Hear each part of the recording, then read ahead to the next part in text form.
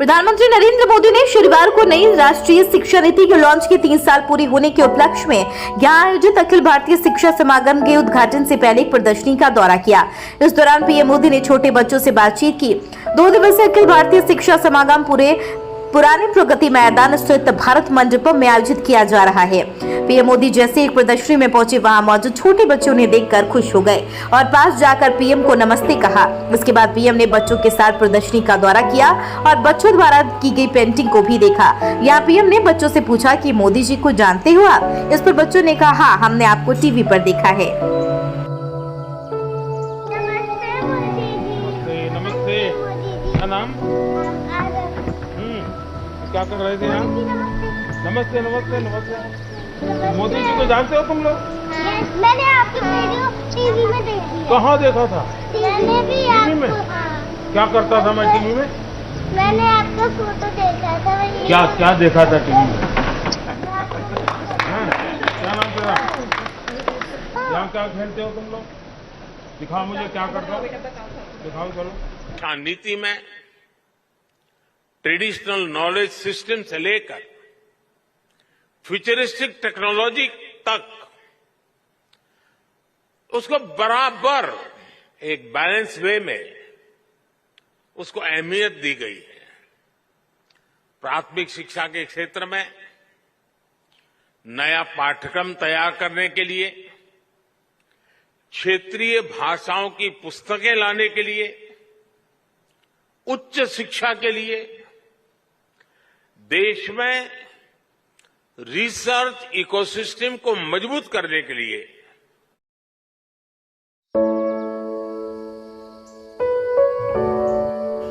लोकसभा अध्यक्ष ओम बिरला शनिवार को मेघालय के शिलांग में राष्ट्रीय मंडल संसदीय संघ भारत क्षेत्र के 20वें वार्षिक सम्मेलन का उद्घाटन किया। लोकसभा सचिवालय के बयान के अनुसार इस सम्मेलन में मेघालय के मुख्यमंत्री कॉनरॉड के संगमा, राज्यसभा के उपसभापति हरिवंश, मेघालय विधानसभा के अध्यक्ष थॉमस ए संगमा, अरुणाचल प्रदेश विधानसभा के अध्यक्ष और सीपीए इंडिया क्षेत्र जोन 3 के अध्यक्ष सहित तमाम लोग हिस्सा लेंगे। वहीं इस दौरान ओम बिरला ने कहा कि यह सच है कि आज दुनिया जलवायु परिवर्तन से चिंतित है। जलवायु परिवर्तन के संबंध में हमने एक कदम आगे बढ़ाया और विकास के साथ साथ प्राकृतिक संतुलन भी बनाए रखा है। बात सही है कि दुनिया जलवायु परिवर्तन से चिंतित है, लेकिन हमने उस जलवायु परिवर्तन के अंदर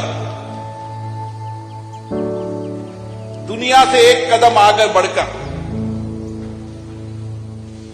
इतना बड़ा देश, इतनी विविधता वाला देश, विकास के नए आयाम को प्राप्त करने वाला देश, लेकिन विकास के साथ हमने प्राकृतिक संतुलन बनाकर हमने विकास की कार्य योजना बनाई है। और इसीलिए हमने जो विकास का मॉडल बनाया,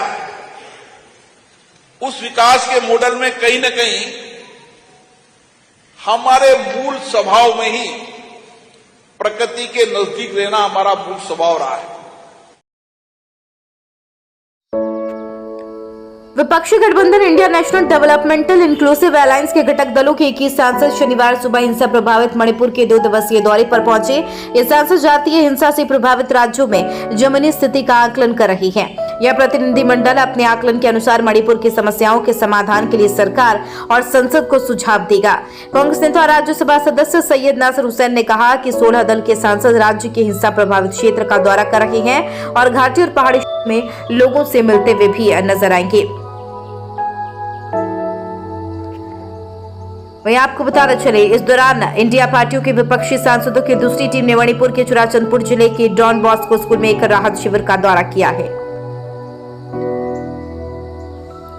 जम्मू कश्मीर की फिजा पूरी तरीके से बदल चुकी है। अब युवाओं को रोजगार और पढ़ाई के बेहतर विकल्प मिल रहे हैं। इस बीच कश्मीर घाटी में लगभग 34 साल बाद बिना किसी प्रतिबंध के मुहर्रम का जुलूस निकाला गया। उपराज्यपाल मनोज सिन्हा श्रीनगर में यौम आशूरा के जुलूस में हिस्सा लेने श्रीनगर पहुंचे, जहां उपराज्यपाल पुराने शहर के भुट्टा कदल इलाके में सैकड़ों शिया लोगों के साथ शामिल हुए।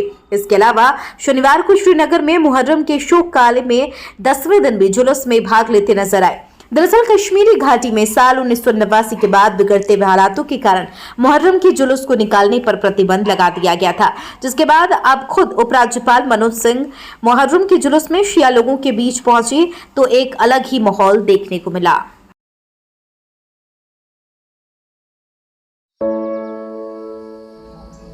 विपक्षी गठबंधन India national developmental inclusive alliance के घटक दलों की 21 सांसद शनिवार सुबह हिंसा प्रभावित मणिपुर के 2 दिवसीय दौरे पर पहुंची हैं।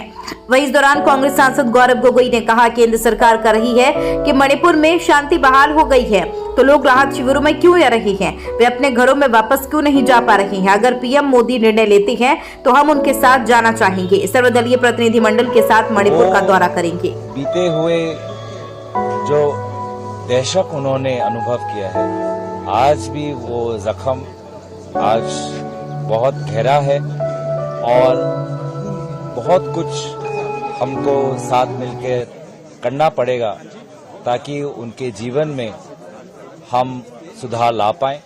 और इसी उम्मीद के साथ इंडिया अलायंस मणिपुर के विभिन्न शिविरों में गए हैं ताकि हम लोगों का दर्द और लोगों की क्या इच्छा है वो हम और बेहतर तरीके से जान पाएं। सर, हिंसाग्रस्त इलाकों के लिए सरकार